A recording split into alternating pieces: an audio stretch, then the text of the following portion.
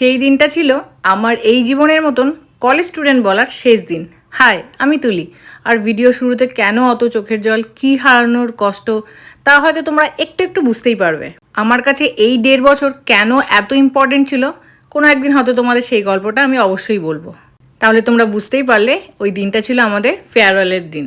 এই 1.5 বছরে আমরা কলেজ স্টুডেন্ট না, আমরা যেন হয়ে গেছিলাম স্কুল স্টুডেন্ট। ম্যাডাম, ওকে বলুন আমার পাশে এসে বসতে। এগুলো কোথায় শুনবে স্কুল ছাড়া? আবার কারোর বাড়িতে স্পেশাল কিছু হয়েছে, চলে আসতো আমার বেঞ্চে।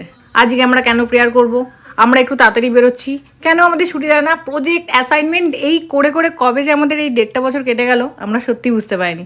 আর যখন বুঝতে পারলাম তখন মনে হচ্ছিল যে কী কষ্ট, কী হারালাম, কোন জীবনটাকে আমরা হারালাম। যাই হোক, সেদিন তো আমরা খুব মজা করেই কাটালাম প্রথম দিকটা, আর তারপরেই তো তোমরা দেখতে পারলে ট্রেনে কী অবস্থা।